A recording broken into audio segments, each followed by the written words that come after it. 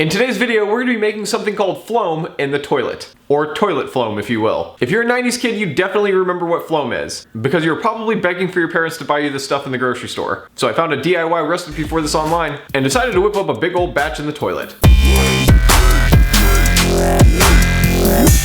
At whatever point you find this video extremely weird, make sure to give it a thumbs up. It definitely helps out the channel a lot, and it just kind of lets me know we're on the same page here. All right, let's get this going. For this next challenge, what I'm gonna be doing is making Floam in the toilet. I've cooked up several batches of slime in this thing, including some edible slime, some slime that broke my toilet,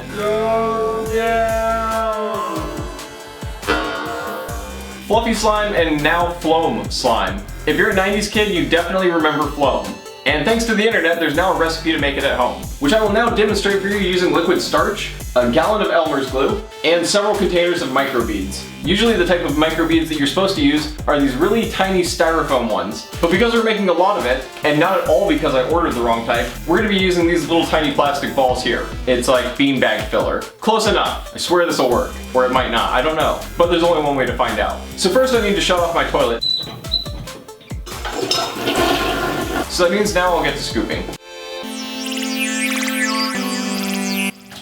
Now water is one of the ingredients in this recipe, but I definitely figured it would be easier to add more water to it than to just kind of guesstimate that there's enough water in there. I actually tried doing that with the very first batch of slime that I ever did, and it was an absolute disaster. Now although my bathroom's not usually very clean, I did spend an extra long time cleaning my toilet before I did this. So hopefully I won't catch the bubonic plague, which is really the challenge here. The first ingredient I'm going to add in is the glue.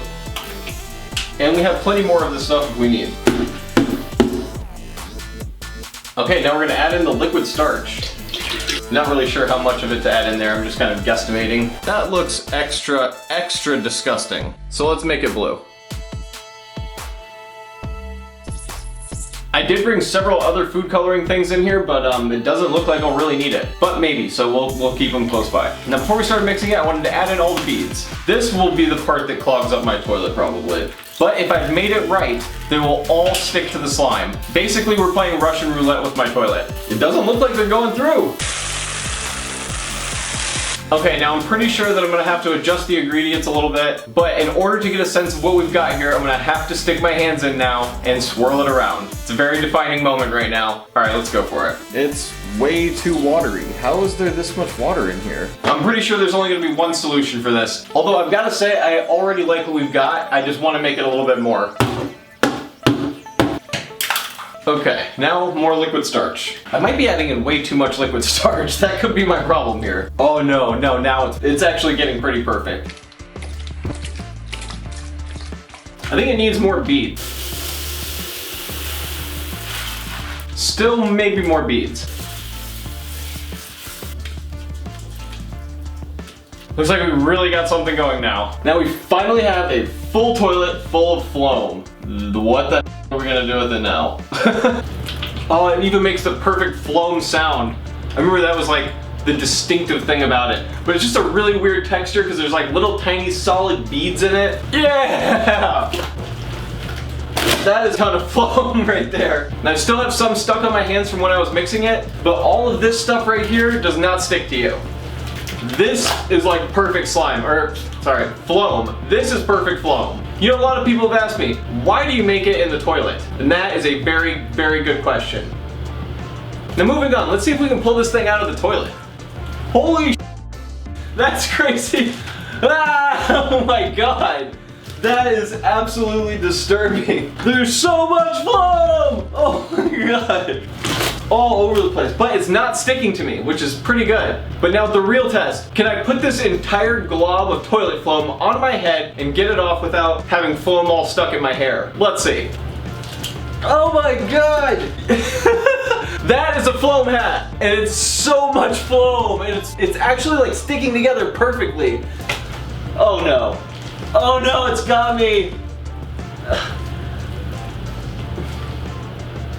It's even got my shirt.